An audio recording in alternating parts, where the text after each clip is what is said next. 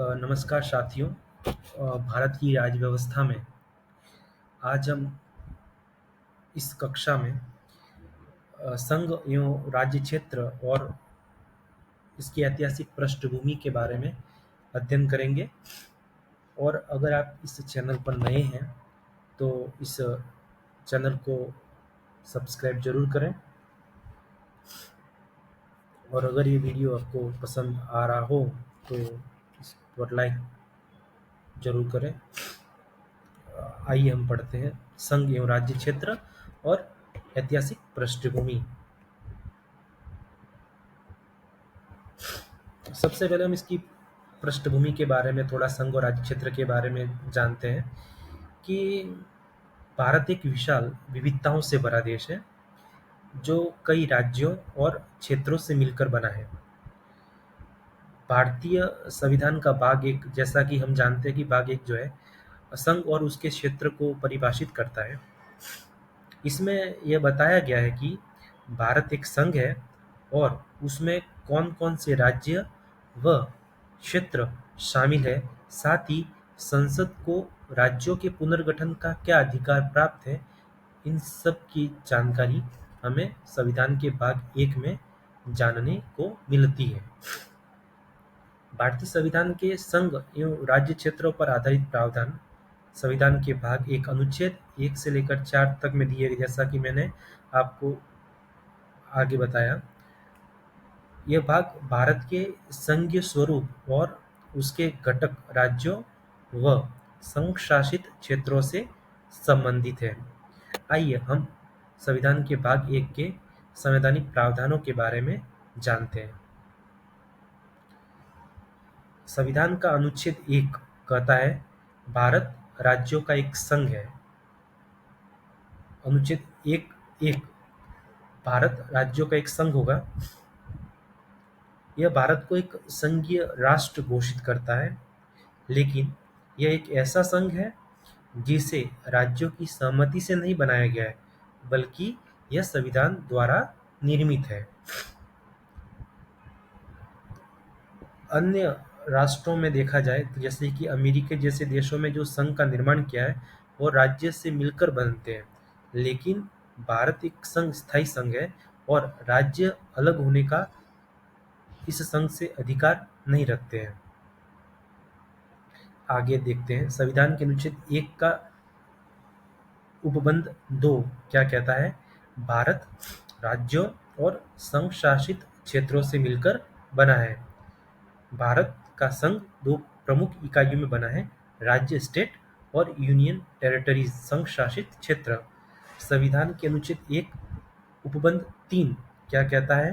भारत के क्षेत्र में निम्नलिखित शामिल है। ये इंपॉर्टेंट है कि भारत के क्षेत्र में निम्नलिखित कौन कौन से शामिल है।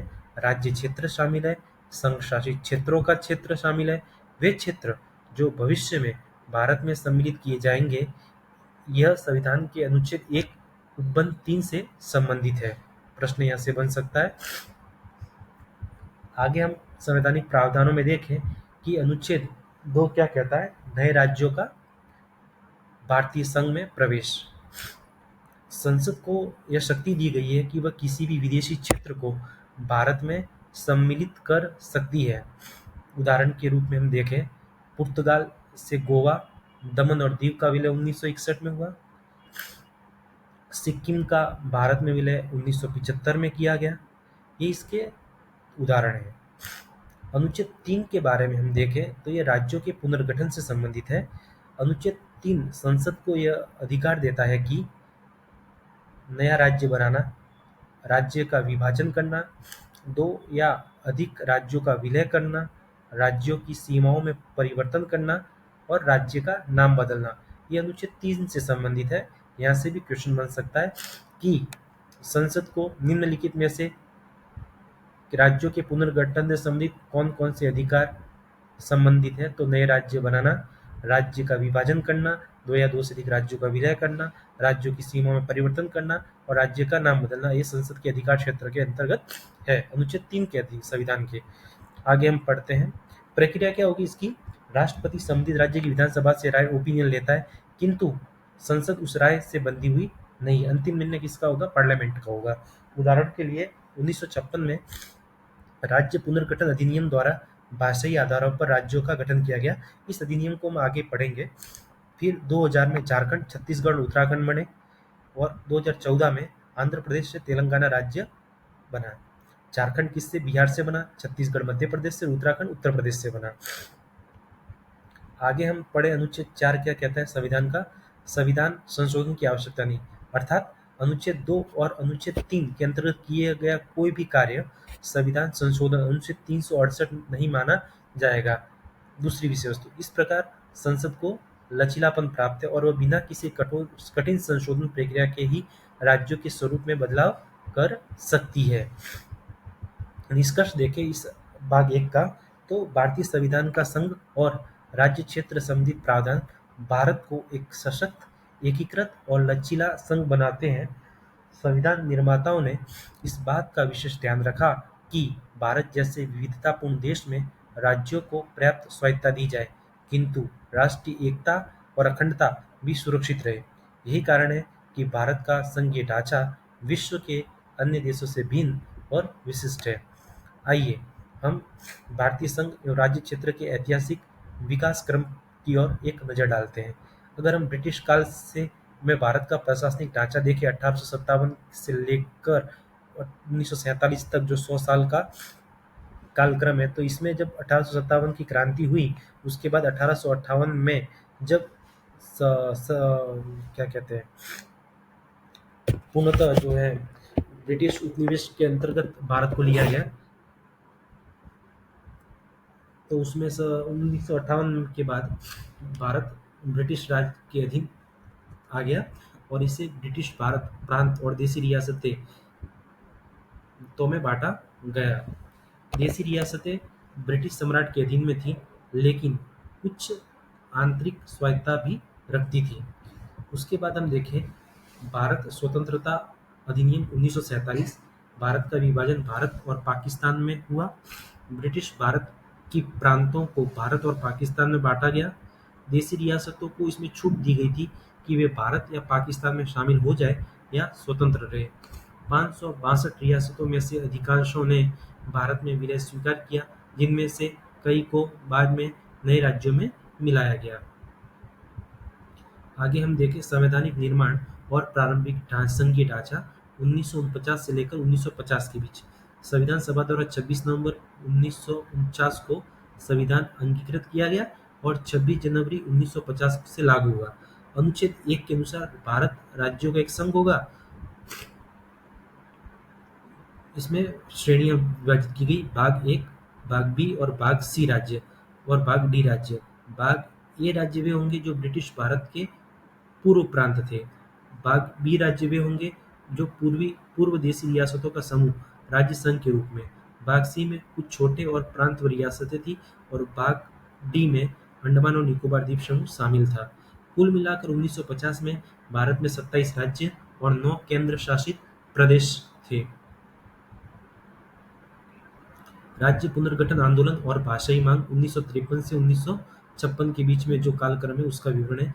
भाषाई आधार पर राज्य की मांग की गई। आंध्र प्रदेश पहला राज्य था जो 1953 में तेलुगु भाषी क्षेत्र के आधार पर बनाया गया, मद्रास से अलग होकर। इसके बाद विभिन्न क्षेत्रों में भाषाई आधारों पर राज्यों की मांग बढ़ने लगी। राज्य पुनर्गठन आंदोलन और भाषाई मांग 1953 से 1956 में राज्य पुनर्गठन आयोग 1953, अध्यक्ष फजल अली, अनुशंसा राज्यों का पुनर्गठन भाषाई और प्रशासनिक सुविधा के आधार पर हो। इन्होंने ये अनुशंसा की थी कि किसने? राज्य पुनर्गठन आयोग 1953, अध्यक्ष कौन थे इसके? फजल अली थे।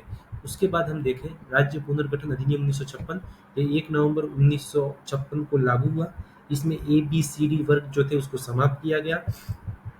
भारत को 14 राज्यों और 6 केंद्र शासित क्षेत्र में विभाजित किया गया। कौन से अधिनियम द्वारा? राज्य पुनर्गठन अधिनियम 1956 के द्वारा। उसके बाद हम देखें नवीन राज्यों का निर्माण 1956 के बाद होता है। 1960 में महाराष्ट्र और गुजरात 2 नवीन राज्यों का उदय होता है, मतलब महाराष्ट्र से गुजरात को अलग किया गया। बम्बई राज्य को भाषाई आधार पर विभाजित किया गया। 1966 में हरियाणा, पंजाब से हिंदी भाषी क्षेत्र को अलग किया गया। 1971 में हिमाचल प्रदेश पूर्ण राज्य का दर्जा दिया गया 1975 में सिक्किम भारत का 22वां राज्य बना। मोस्ट इंपॉर्टेंट है कि 1975 में सिक्किम भारत का कौन सा राज्य बना था? 22वां राज्य बना था। 1987 में अरुणाचल प्रदेश, मिजोरम, गोवा पूर्ण राज्य का दर्जा दिया गया। 2000 में झारखंड, छत्तीसगढ़, उत्तराखंड नए राज्यों का निर्माण। झारखंड बिहार से, छत्तीसगढ़ मध्य प्रदेश से, उत्तराखंड किससे? उत्तर प्रदेश से। 2014 तेलंगाना आंध्र प्रदेश से अलग करके बनाया गया। आगे हम देखें, अभी फिलहाल ही 6 साल पहले की बात है, जम्मू कश्मीर का पुनर्गठन 2019 5 अगस्त 2019 को अनुच्छेद 370 को हटाया गया। जम्मू कश्मीर का विशेष दर्जा समाप्त किया गया। जम्मू कश्मीर को 2 केंद्र शासित प्रदेशों में विभाजित किया गया। जम्मू और कश्मीर जो विधानसभा सहित केंद्र शासित प्रदेश है, और लद्दाख बिना केंद्र शासित वाला प्रदेश है। निष्कर्ष के तौर पर हम आगे देखें तो वर्तमान स्थिति 2025 तक जो भारत में कुल 28 राज्य है और 8 केंद्र शासित प्रदेश है। भारतीय जो संघीय ढांचे का इतिहास विलय, पुनर्गठन, भाषाई पहचान और प्रशासनिक सुधार की सतत प्रक्रिया का साक्षी है। संविधान ने केंद्र को यह शक्ति दी है कि वह समयानुसार राज्यों की सीमाएं, नाम और संरचना बदल सके। इससे भारत का संघीय ढांचा स्थायित्व और लचीलापन दोनों को दर्शाता है।